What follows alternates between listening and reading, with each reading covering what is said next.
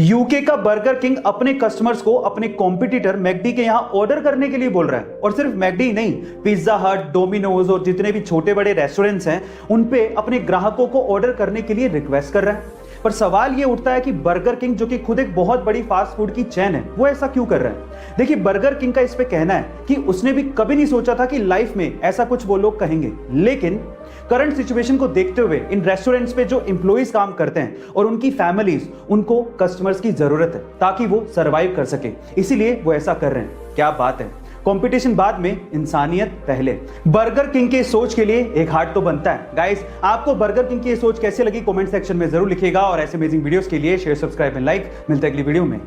India एक democratic country है और यहां पर कोई आम आदमी भी उम्मीदवार बन सकता है और चुनाव लड़ सकता है। लेकिन अगर मैं आपसे सवाल पूछूं कि इंडिया के इतिहास में सबसे असफल उम्मीदवार कौन है और क्यों है, तो आप लोग क्या कहेंगे? चलिए मैं इसका जवाब देता हूं। इंडिया के इतिहास में सबसे असफल उम्मीदवार तमिलनाडु के डॉक्टर के पद्मराजन हैं, जिन्होंने अब तक लगभग 199 चुनाव लड़े हैं, जिसमें स्थानीय चुनाव से लेके लोकसभा चुनाव तक शामिल हैं। लेकिन वो सभी चुनाव हारे हैं। इनफैक्ट एक बार तो वो राष्ट्रपति चुनाव भी लड़े थे, लेकिन उसमें भी वो हार गए थे।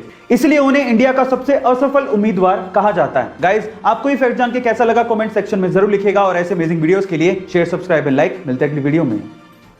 जब कंपनियां अपने प्रोडक्ट की मार्केटिंग कुछ अलग तरीके से करती हैं तो उनके प्रोडक्ट के बिकने के चांसेस उतने ही ज्यादा होते हैं, क्योंकि मार्केटिंग एक तरह की आर्ट है। और कुछ ऐसा ही किया प्यूमा ने।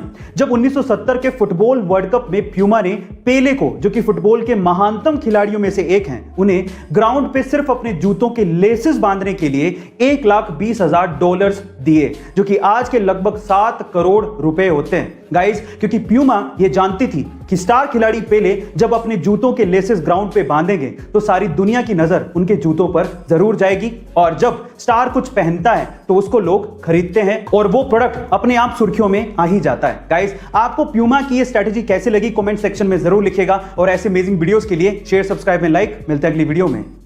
झंडू बाम, इस कंपनी को सन 1910 में झंडू भट्ट जी ने शुरू किया था, जिसे सन 2008 में इमामी कंपनी ने खरीद लिया था। लेकिन इसकी असली किस्मत पलटी सन 2010 में, जब सलमान खान की मूवी दबंग रिलीज हुई।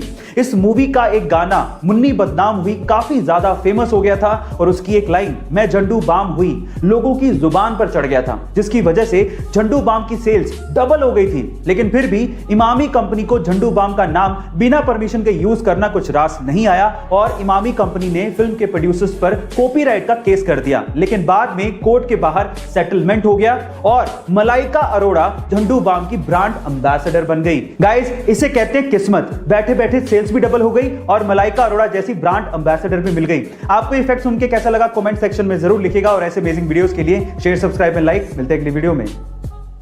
इंग्लिश में ऐसे बहुत से वर्ड्स हैं जिनके बारे में हमें अच्छे से पता नहीं होता, इसी वजह से हम उन्हें गलत तरीके से इस्तेमाल करते हैं। उन्हीं में से 2 वर्ड्स हैं पॉइजनस एंड वेनमस। गाइस, मान लीजिए कि आपने कोई ऐसी चीज खाई है या फिर ऐसा कोई एनिमल खाया है जो कि जहरीला है, जिसकी वजह से आपकी मौत हो गई है। इन दैट केस वो चीज या फिर वो एनिमल आपके लिए है पॉइजनस।